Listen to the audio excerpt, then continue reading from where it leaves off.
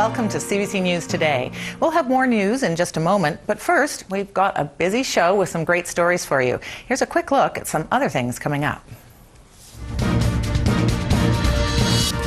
Author Timothy Hunt takes us inside Nigeria, where a battle to control the country's lucrative oil industry is heating up. In Nigeria, violence has been escalating as elections approach in April. Militant groups are fighting for control of the country's oil-rich Niger Delta. Over the past several months, foreign oil workers have been kidnapped, and oil production has been cut by 20%. Timothy Hunt has been following the oil battle in Nigeria for years now. He's written a book about the country, and he joins us now. Welcome. Thank you. Tim, what do you think about the situation in the country now from when you were there last? Are you surprised at how things have deteriorated? Well, I was there last in 2001, and things had just begun to spiral out of control then. And now it seems like every day that goes by, things just get worse and worse and worse.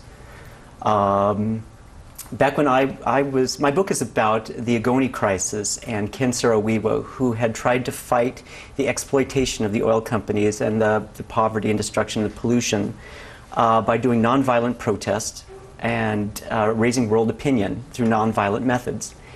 And in return, the Ogoni people were basically slaughtered, and Saro Wiwa he was framed for murder and executed.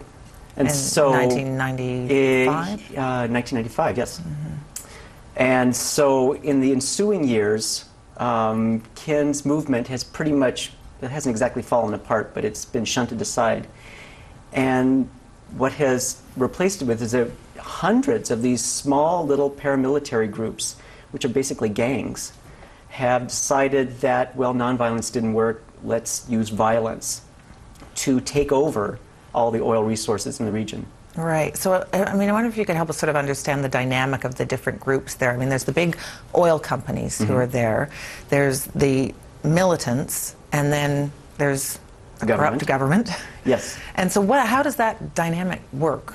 Well, with the oil companies, it's largely Shell, Royal Dutch Shell, which all the other oil companies, and there are several working in the region, all of them put together aren't as big as Shell is. And Shell works in a business relationship with the government.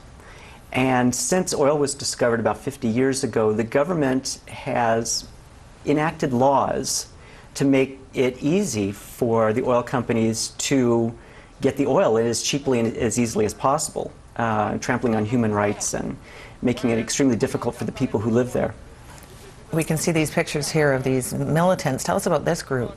Well, the current crop of militants, what I've been reading lately, are actually they're being funded by certain members of the state government, which it sounds surprising, but if you know what's going on, it's really not, because the states would love to have control of the oil revenue in their area, because right now most of the power in Nigeria is centered in the north of the country.